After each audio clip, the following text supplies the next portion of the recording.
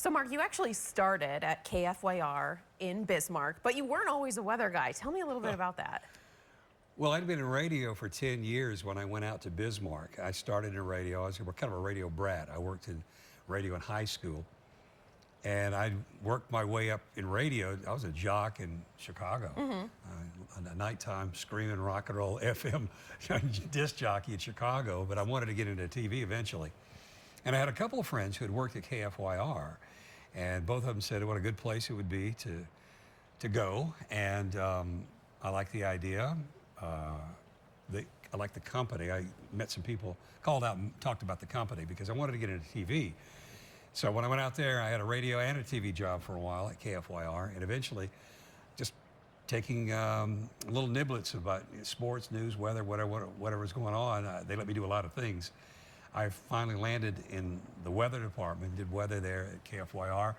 I was there in the early 80s, and from there, I knew that I needed a college degree, and I was going to leave Bismarck anyway. It's not home to me. I'm from the South, sure. So a long way from home. But I wanted to go back to college to get a meteorology degree, and I did that in California, worked in San Francisco, and continue on as a weather guy. I worked in the South for a while and came up here. So that's one of the things about this business is we do a lot of traveling for our jobs, and we have to be really willing to go anywhere. So you told me you went from Chicago to Bismarck. What was that transition like for you? Well, that was a little tough to explain to some of my friends because, you know, it's a much smaller town. But I was explaining that I was making a career move, and you've got to start in small markets in TV and radio. And I started in a very small radio market, moved up in radio, and then kind of started over in TV in a small market, Bismarck, and moved up from there. I worked in San Francisco, so in TV as a weather guy. So you've done it all. Well, I've been at it quite a while. You may not realize this, but I'm celebrating here this month my 50th anniversary in broadcasting. So you started before you were born, is what you're telling me. That's, well, yeah, I hate to admit the years, but yeah, I was in high school. That's when I started. So you started with music because of your dad, correct? You started in radio. Right. And then... I was disc jockey. Disc jockey, then went to TV in Bismarck. Bismarck's actually where you started your television career. That was my first TV job. So how did you settle, because you just told me you've been a disc jockey, so you've done music, you then did sports and TV news, and you told me that you also had your own talk show in Bismarck. Yeah, I did a show at KFYR called Be Our Guest. I did that for 5 years in the late 70s, early 80s. Dave Montgomery did that for many years. People in Bismarck may remember him. And then briefly there was a girl who did it. I can't remember her name. But then I took over and did 5 more years. It was 3:30 in the afternoon on KFYR, the whole network, not just the Bismarck station, but the Williston, Dickinson, Minot station too. And it was public affairs. We had to do that in those years. You had to have so many hours of public affairs. And so I just sit down for half an hour with guests who were set up with, I had a producer who had set up the guests and talked to all kinds of people. I talked to governors. I talked to the Watermelon Queen. Watermelon Queen? Oh, yeah. So like our cherry queen? Yeah, okay. Yeah. And I talked to one girl who's the Pork Princess.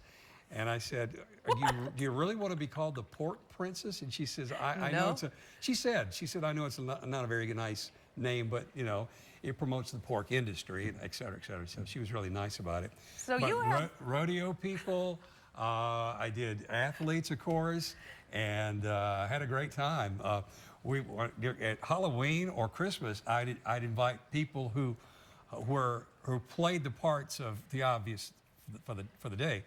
Come in, I'd interview them as Frankenstein for Halloween or as Santa Claus at Christmas. The guy who plays Santa Claus at a party, I'd have him sit down and talk to him like he was Santa Claus. So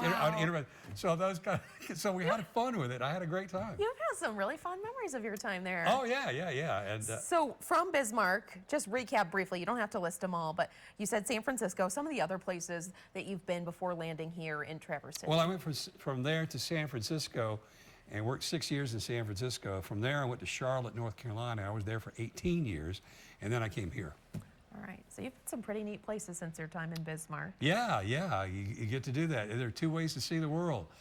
get into broadcasting or join the Navy. That's so, true. I think we took the right route. What do you I say? prefer broadcasting. So. All right, one more question, because you truly, you are the chief meteorologist here in Traverse City, but you started your weather career in North Dakota.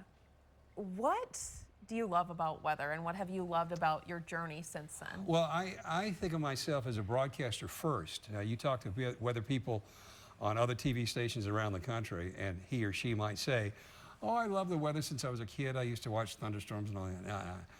I was in broadcasting first. I'm a broadcaster, and once I got into TV, then I looked around for something I wanted to do. That's why I tried news, sports, sales and radio actually, but I've done a lot of commercials on TV and radio.